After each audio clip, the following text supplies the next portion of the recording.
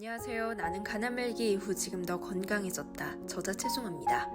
간힐리언스 간암 치유 프로그램을 운영하면서 실제 간암을 치유하며 도움되었던 내용을 바탕으로 콘텐츠를 제작하고 있습니다. 간암, 췌장암 환우분들의 경우 수술 후에 혈액, 림프액이 고이지 않게 하기 위해 배액 주머니를 달게 됩니다.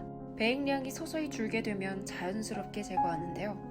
담도가 막히거나 배액량이 줄지 않는 경우에는 장시간 지속하는 경우도 있습니다. 담즙은 간에서 만들어져서 담낭에 저장되어 있다가 우리가 음식물을 섭취하면 담관을 타고 십이지장으로 갑니다. 그 후 소변과 대변을 통해 배설되는데요. 간, 담낭, 췌장 등의 문제로 담관이 막힌다면 당장 먹고 쉬는 것에 큰 차질이 생기기 때문에 시술을 받게 됩니다. 집에서 담즙 배액 주머니를 관리하는 경우 담즙의 색, 양을 매일 체크해야 합니다.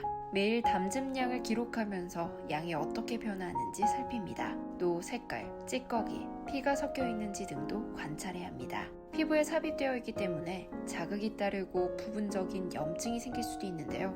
매일 소독해주는 것이 가장 좋습니다.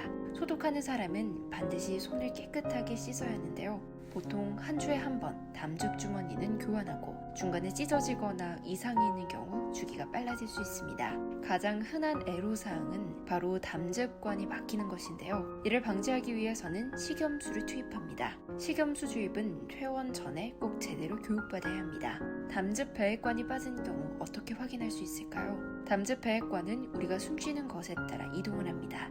평소에 관이 얼마나 움직이는지 확인하고 담즙이 정상적으로 흐르고 있다면 정상입니다. 구분이 힘들다면 눈으로 확인이 쉬울 정도로 관에 표시를 해두는 것이 좋습니다. 담즙 배액관이 빠진 경우 당황하지 말고 바로 병원으로 가시는 것이 좋습니다. 또 하나의 위험은 감염인데요. 담관에 감염이 일어나면 열이 나고 간에도 통증이 생깁니다.